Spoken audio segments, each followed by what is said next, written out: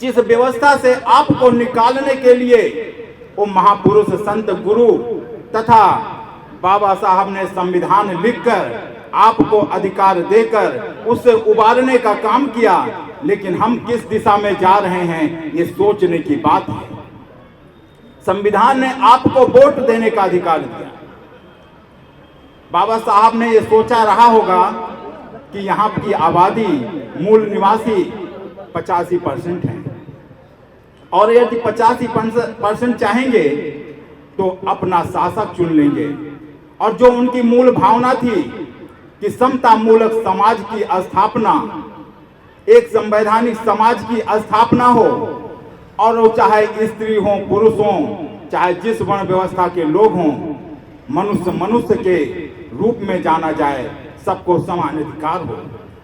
यही उनकी मूल भावना थी, यही संविधान में दर्शित हुआ है, यही संविधान में उन्होंने लिखा है और समझाया भी है।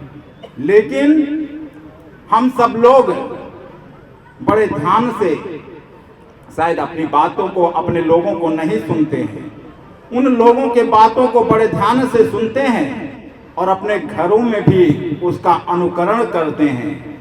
और अनुकरण करने के जब हम लोग उस पर्व जो आता है जिसके द्वारा आप अपने शासक का चुनाव करते हैं, आप अपने भविष्य का, वर्तमान के साथ साथ अपने भविष्य का निर्माण करते हैं, उस दिन हम सब कुछ भूल जाते हैं।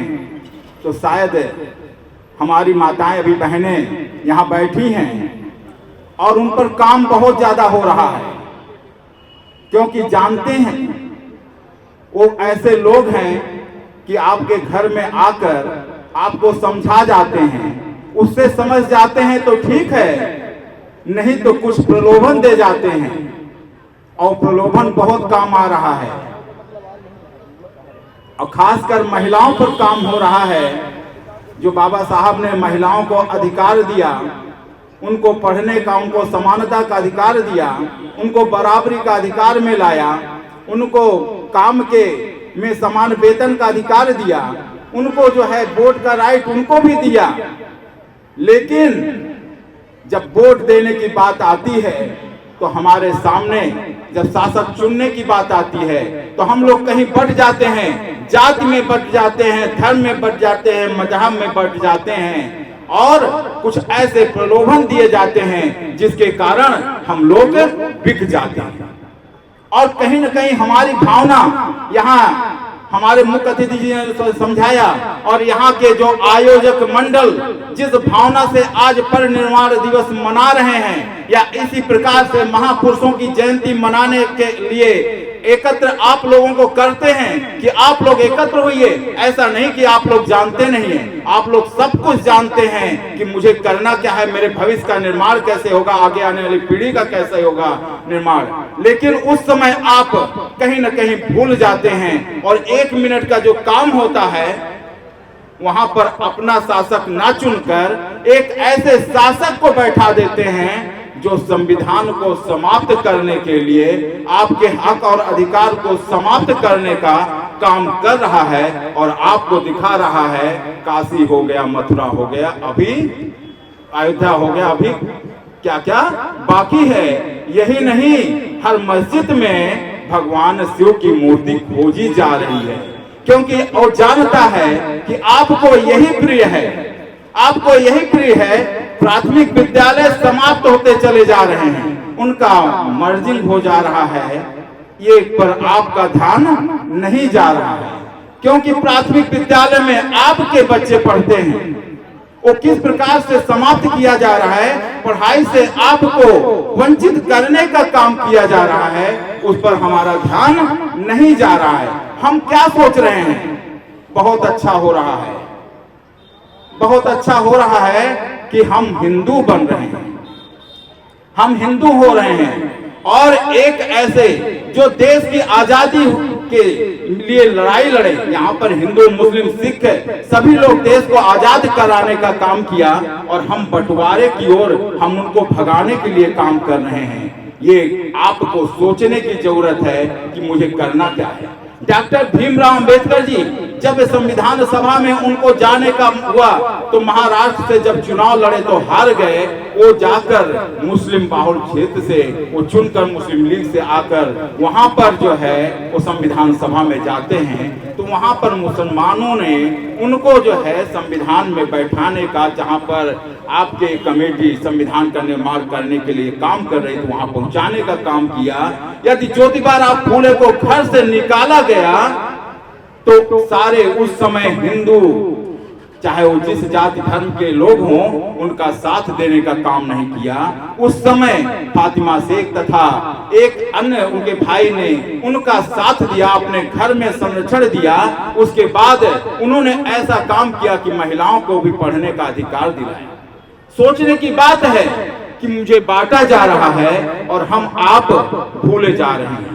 आपकी क्या क्या चीज छीनती चली जा रही है, इस पर मेरा आप सबका ध्यान नहीं जा रहा है। इसलिए भाइयों, ये बहुत वक्त, क्योंकि सब कुछ आपको बता दिया गया है, मैं बहुत कुछ कहूँ ये कहने का वक्त नहीं है, क्योंकि आप काफी देर से बैठे हुए हैं और यहाँ सभासद महोदय जी ने ऐलान भी कर दिया है कि भोजन की भी व्यवस्था हो गई है और समय भी भोजन का हो रहा है।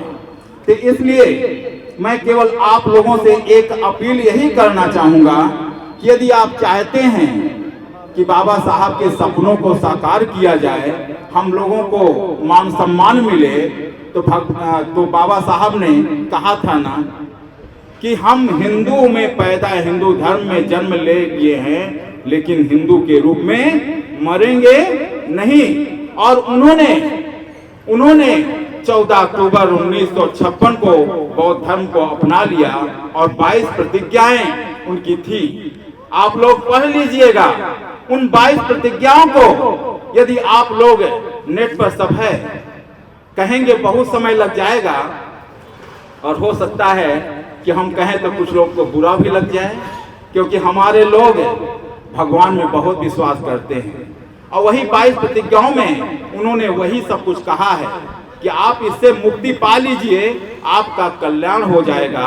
तो एक अपील जरूर है कि यदि हम जयंती को मना रहे हैं तो आप लोग सभी लोग पढ़े लिखे लोग हैं, सभी के पास एंड्रॉइड फोन है, 22 प्रतिज्ञाएं पढ़ लीजिएगा, खोलकर 22 प्रतिज्ञाएं पढ़ लीजिएगा, मनन कर लीजिएगा और अपने घर में सभी लोगों को बताइएगा, जिससे कि आज जो जयंती यहाँ ज्ञानेंद्र जी और सभी भाई यहाँ आयोजकगण मना रहे हैं, कम से कम इनका सबका जो कार्य है वो कम से कम पूरा हो और हम लोगों के जो अधिकार हैं वो सभी मिल सके। इसलिए भाइयों, यहाँ पर माताओं से मेरा अपील है कि आप लोग इस सब को ध्यान दीजिए और सब दिन खूब करिए कोई काम, लेकिन जब वोट देने जाइए तो आप अपना वर्तमान का, अपने आगे आने वाली पीढ़ी के विषय में जरूर ध्यान रखिए कि किससे हमारा कल्याण है। और हम कहना चाहेंगे कि मुख्य अतिथि जी ने सारे कुछ बड़े ही तार्किक रूप से आपको समझाया है, ऐसे ढंग से समझाया है कि यदि बात अंदर गई तो शायद जो वर्तमान में बैठी हुई सरकार है वो अब दोबारा नहीं आनी चाहिए, क्योंकि हम लोग जानते हैं कि बुद्ध के वंशज हैं, बुद्ध को मानने वाले लोग हैं। तो भगवान बुद्ध ने केवल 5 लोगों को उपदेश दिया और आज विश्व के कई देशों में वह जो है प्रफुल्लित और फल फूल रहा है। तो इसलिए यहाँ पर संख्या पर मत जाइए। यदि आप लोग लगातार चलते रहेंगे, अपनी बात को पहुँचाते रहेंगे, तो निश्चित है कि हम लोग की मंशा पूरी होगी। और यही नहीं, आपको एक बात और बताना चाहते हैं कि आज जो वर्तमान में सरकार है, ये भी अपनी पहली मीटिंग की थी कि केवल 5 ही लोग थे, लेकिन वो लगातार लगे रहे। और आज सोचिए कि इनकी सरकार है और वो जो चाह रहे हैं वो कर रहे हैं। हमारे जो अधिकार हैं वो छीने जा रहे हैं, हमें उसी दशा में लाया जाना चाह रहे हैं, गुलामी की ओर, कि जिस समय मनुस्मृति में जो व्यवस्था थी उसी व्यवस्था में फिर लाना चाह रहे हैं। तो सजग होना चाहिए, खासकर हमारे पढ़े लिखे लोगों को, कि बहकावे में ना आकर संविधान के जो लिखा हुआ है उसको बचाने के, उसको पालन कराने के लिए हम लोग एकजुट हो जाएं। हम शासक बने और शासक बनने के लिए वो एक वोट ही आपका पर्याप्त है। और हमारी आबादी 85% है। हम 85% जिस दिन सोच लेंगे कोई दूसरा शासक नहीं बन पाएगा, हम ही शासक होंगे। और ये सब जरूरत गोष्ठी की नहीं पड़ेगी, क्योंकि हमारे अधिकार छीन रहे थे, इसलिए ऐसा करना पड़ रहा है। और वो सब कुछ आपको मिल जाएगा जो आप सबका सपना है। निश्चित है इन्हीं सब बातों के साथ ज्ञानेंद्र जी खड़े हैं, जान रहे हैं और लोगों को बोलना है। बहुत कुछ ना कहते हुए 2 लाइनें और कहना चाहूँगा आप लोग से कि आप जब तक सांसें हैं करवटें बदलते रहिए, जब तक सांसें हैं करवटें बदलते रहिए, वरना जमाना लाश समझकर दफना देगा, वरना जमाना लाश समझकर दफना देगा। इन्हीं बातों के साथ अपनी बात को समाप्त करते हैं। जय भीम।